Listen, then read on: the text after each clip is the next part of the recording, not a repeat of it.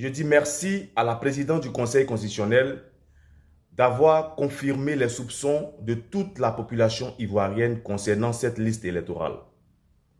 Et aussi concernant la requête de l'opposition depuis plusieurs mois maintenant. Concernant aussi cette liste électorale, aujourd'hui nous sommes sûrs et certains que cette liste électorale est empestée. Parce qu'on voulait simplement la confirmation de qui allait venir la confirmation. Et la confirmation est venue du Conseil constitutionnel. Alors nous sommes sûrs et certains que cette liste électorale a bien besoin de soins, a besoin de traitement, a besoin de révision. Donc, merci beaucoup encore une fois à la présidente du Conseil constitutionnel de nous avoir éclairé, de nous avoir vraiment fait la lumière sur cette liste électorale, sur les défauts, les failles de cette liste électorale. Maintenant, pour la suite, il y a des candidats qui ont été rejetés, qui ont été repoussés, dont les dossiers ont été déclarés irrecevables. Vous connaissez ces leaders en question. Le président Laurent Gbagbo, M. Afin Guessan, M. Vincent Tobi, M. l'honorable Assali Tiemoko et, M. Tidiane Thiam, Soro Guillaume, tout le monde. Voilà, tous ceux-là, ils ont été repoussés. Donc, aujourd'hui, vous voyez cette image-là.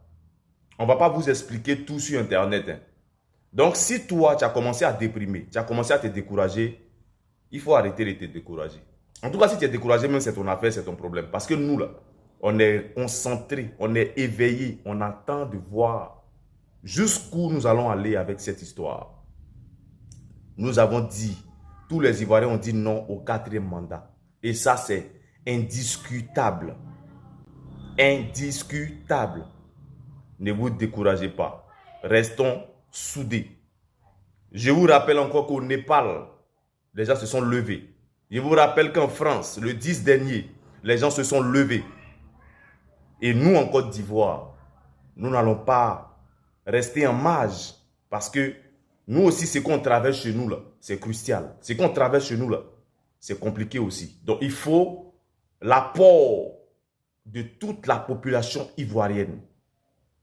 Nous devons nous lever comme un seul homme. Nous devons faire face, nous devons faire barrière à cette injustice qui ne cesse de gangréner notre société. C'est à nous qu'incombe cette tâche. C'est à nous qu'incombe cette responsabilité. Et que Dieu nous donne la force nécessaire de le faire. On est ensemble.